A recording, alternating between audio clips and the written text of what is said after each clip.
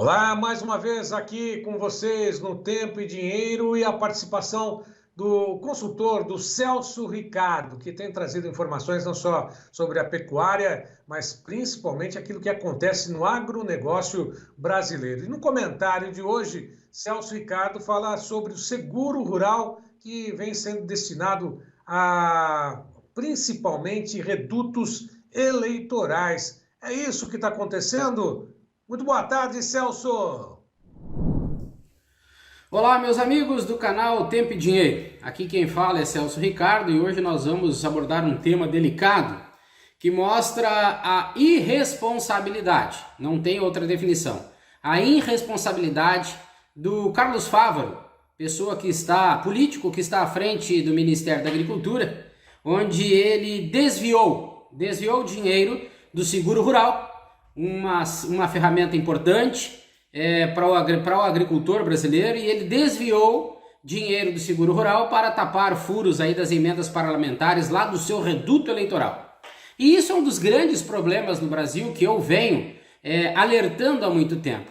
A falta de consideração por parte de presidentes da República em nomear ministros da agricultura, pessoas sem competência, capacidade, sem nenhum trabalho desenvolvido em prol do agronegócio brasileiro para desenvolver uma função tão importante como essa, usando um único artifício que é, para ser ministro da Agricultura, precisa ser deputado federal ou senador.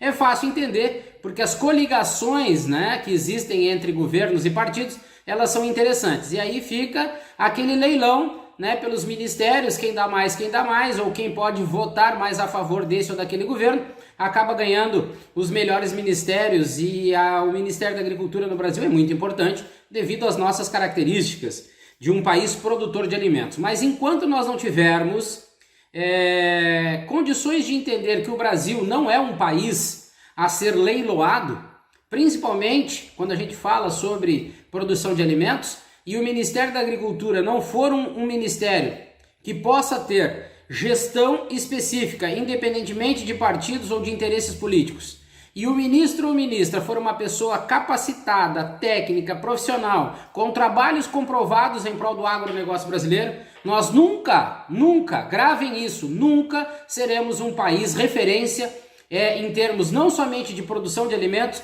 como cadeia de valor. Então fica aqui a minha primeira observação. A segunda observação, produtor rural e pecuarista brasileiro principalmente. Fique alerta. Quando eu digo que a pecuária brasileira precisa ter uma representatividade, precisa ter uma voz, o Brasil inteiro precisa dar importância para a pecuária de corte brasileira, eu não estou dizendo que vocês devem sair por aí procurando qualquer representatividade. Depois dá alguma coisa mal, vão dizer que sou eu que estou alimentando situações que não são reais. Existem muitos aventureiros pelo Brasil, pessoas que só querem se projetar a nível nacional para se candidatar a um cargo político, então muito cuidado. Eu estou vendo aí representações surgindo a nível de Brasil para pecuária de corte, associações, enfim, muito cuidado. A grande maioria só tem interesse político, não tem interesse em resolver o problema do produtor rural ou do pecuarista brasileiro. E aí nesse ponto que eu quero chegar. Eu tenho trabalhos que eu desenvolvi a partir do livro que eu lancei. É um livro extremamente técnico e objetivo. Aqui não tem histórias com ele. Aqui trata dos problemas do agronegócio, principalmente do produtor rural brasileiro. Também desenvolvi um documento chamado Agronegócio Cadeia de Valor.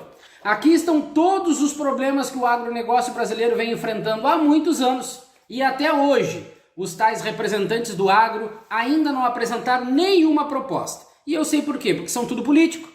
E se começarem a tratar dos problemas e não resolverem, não vão conseguir votos suficientes para a próxima eleição. E aqui é o projeto de lei 550, que trata da securitização, projeto que eu idealizei, que foi apresentado pelo nosso saudoso senador Álvaro Dias. Um projeto que resolveria o problema do endividamento do produtor rural brasileiro, ou de boa parte desse produtor rural.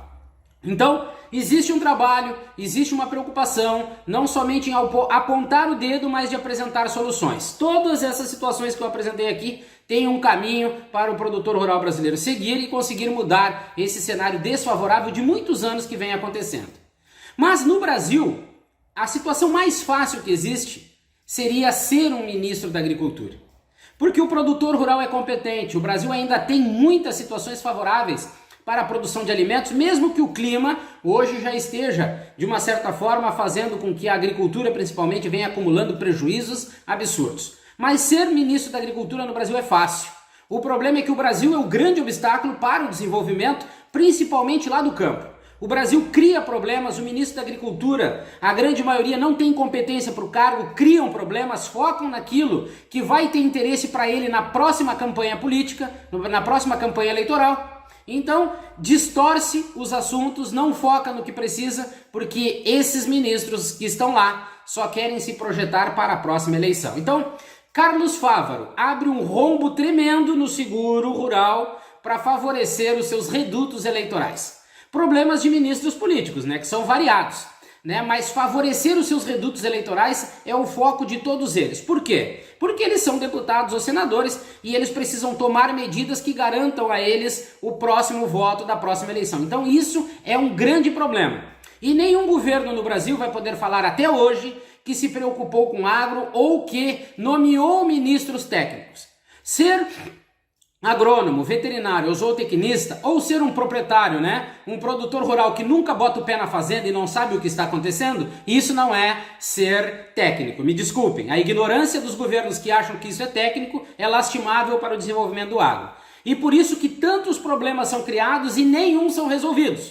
E aí seguimos agora com esse problema. Então, Carlos Fávaro manobrou o orçamento da União, né? Redirecionando o dinheiro do seguro rural, que estava, né, carimbado para o seguro rural, para cobrir emendas parlamentares destinadas aos municípios do Mato Grosso. Essa manobra do ministro da Agricultura não é ilegal, segundo alguns especialistas dizem, à primeira vista, visto que ela foi encaminhada essa proposta para o Congresso Nacional, junto com os ajustes orçamentários. E lá no Congresso Nacional ela passou tranquilamente, sem ter questionamentos. Então, oposição, situação e não sei quais os outros adjetivos que nós vamos usar, de uma certa forma estão lá para se proteger. Para se proteger porque todos esses políticos querem, no futuro, um cargo no Ministério da Agricultura e com certeza eles não vão se prejudicar. Eles latem para o povo ver e achar que oposição e situação estão se enfrentando. Mas lá dentro do Congresso Nacional as coisas mudam e mudam muito. Mas cabe lembrar que Fávaro poderá ser responsabilizado por quebra dos princípios da impessoalidade e moralidade da gestão dos recursos públicos. Esperamos que Frente Parlamentar Agropecuária, CNA, de uma certa forma se pronunciem, porque Fávaro precisaria vir a público explicar o porquê dessa decisão tomada. Se fosse um ministro técnico, um profissional, com certeza nós teríamos condições de exigir uma prestação de contas. E como são políticos e cada vez mais estão se blindando, eles deitam e rolam e praticamente ninguém faz porque tudo é acobertado dentro do Congresso Nacional. Então, a verba do Ministério, ela foi destinada a 135,7 milhões para as cidades do reduto do Fávaro lá no Mato Grosso. Mais de 48% do valor total destinado. Né? Vale lembrar que o Rio Grande do Sul, por exemplo, é um outro estado agrícola, com características agrícolas. E na realidade recebeu 4,2 milhões, 3% somente do valor.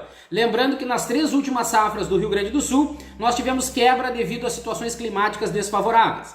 Então o Fávaro não teve um pingo sequer de consideração de fazer algo desta grandeza, sabendo ele que os números viriam a público e ele seria desmascarado tentando favorecer, né, a sua próxima eleição, liberando dinheiro a rodo, vamos dizer assim, para o seu reduto eleitoral. Mato Grosso do Sul, por exemplo, ficou com 0,3%. Então, o que a Frente Parlamentar Agropecuária está fazendo?